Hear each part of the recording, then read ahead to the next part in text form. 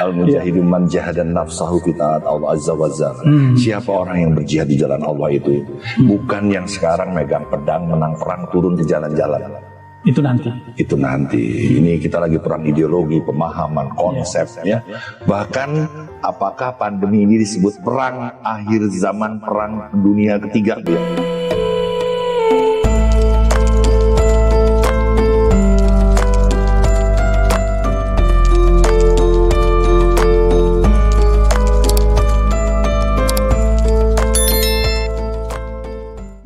Apa batas syukur? Orang masih nanya, memberi 2,5%, 5%, 10%, itu batas-batas yang dipahami manusia.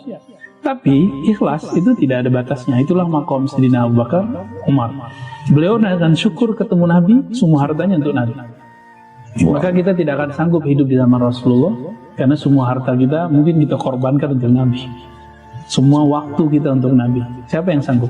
Sayyidina Ali nggak punya harta, maka dia mengatakan, tubuhku, jiwaku untuk perjuangan Nabi Sallallahu Alaihi Wasallam. Maka di akhir zaman kita harus mempersiapkan mental-mental yang siap berkorban. Itu yang disebut jihad. Jadi jihad itu bukan urusan bunuh-membunuh. Jihad itu mematikan dulu sisi ego yang ada dalam diri, nafsu, baru bisa berjuang. Kalau enggak nanti adanya jihad yang jahat. Jihad tapi bunuh orang yang nggak salah gitu. Pakai teriak Allahu Akbar. Ya. Harapannya bisa kawin dengan 72 bidadari. Hadisnya benar, tapi pemahaman dia tidak benar. Masa cuma untuk mendapatkan 72 bidadari dia harus membunuh orang? Ya, luar biasa. Kecuali orangnya memang boleh dibunuh. Al-mujahidu man jahadan nafsahu fi ta'at Allah azza wa jalla. Siapa orang yang berjihad di jalan Allah itu bukan yang sekarang megang pedang menang perang turun ke jalan-jalan. Itu nanti. Itu nanti. Ini kita lagi perang ideologi, pemahaman, konsep ya. Bahkan apakah pandemi ini disebut perang akhir zaman, perang dunia ketiga Bu ya? Ya itu konspirasi ya. Saya udah berkali-kali mengatakan bahwa teori konspirasi ini twin ya, dia kembar dengan hoax. Tapi ada false-nya, ada palsunya, ada aslinya. Ada yang orisinal dari situ. Apa gue? Apakah ada di dunia orang tidak berkonspirasi? Kan nggak ada. Bang Dik dagang itu konspirasi juga. Ada trik-triknya. Orang berpolitik itu konspirasi. Jadi dalam skala kecil Pak RT, Pak RW aja di komplek kita itu berkonspirasi. Jadi nggak ada di dunia orang tidak berkonspirasi. Tapi hati-hati dengan hoax, kabar-kabar burung ya. Yang Nabi katakan tadi, yusaddaqu fil kadzib. Ketika pembohong dianggap benar, yang benar dianggap tidak benar.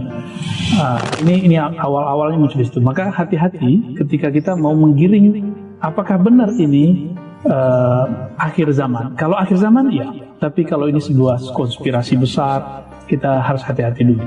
Cuma teman-teman yang belajar ilmu eksak dengan baik, apakah mungkin virus bergerak sendiri? Kan tidak mungkin. Pasti ada faktor X, someone, others gitu, seseorang atau banyak orang yang kemudian ikut serta dalam intervensi dalam virus ini. Bisa ilmuannya, bisa pemilik kesejahteraan si ilmuwan.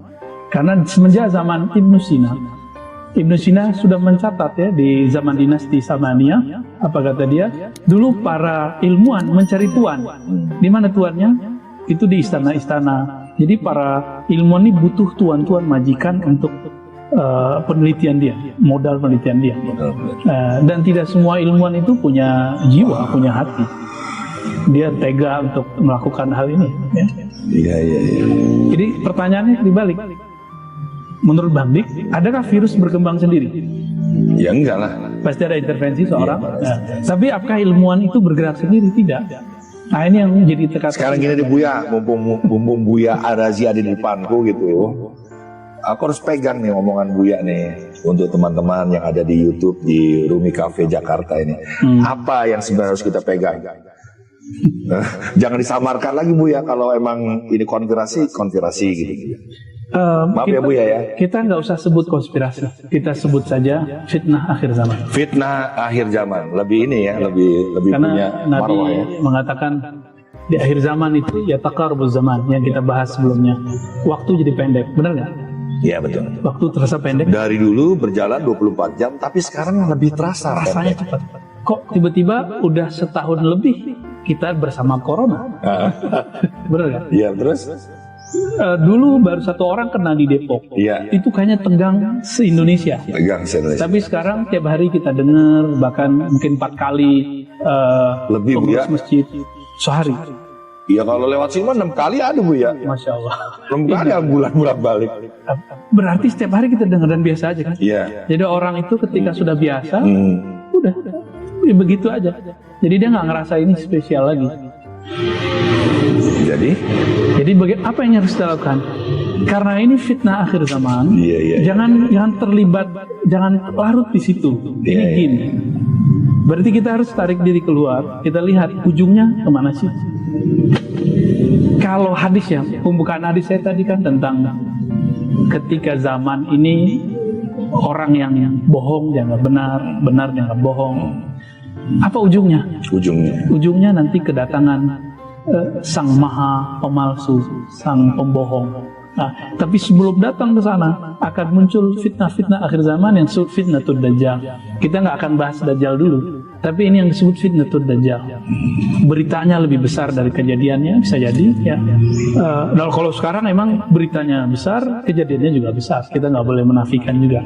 Nah, maka yang harus kita pegang adalah fasalu ahla dzikri in kuntum la ta'lamun. Jika kamu tidak tahu, maka tanya kepada ahlu dzikr. Allah menyebut ahli ilmu di situ zikir. Ahli ilmu itu disebut dengan zikir. Berarti ilmu itu tidak boleh hanya intelektual murni, harus ada spiritual.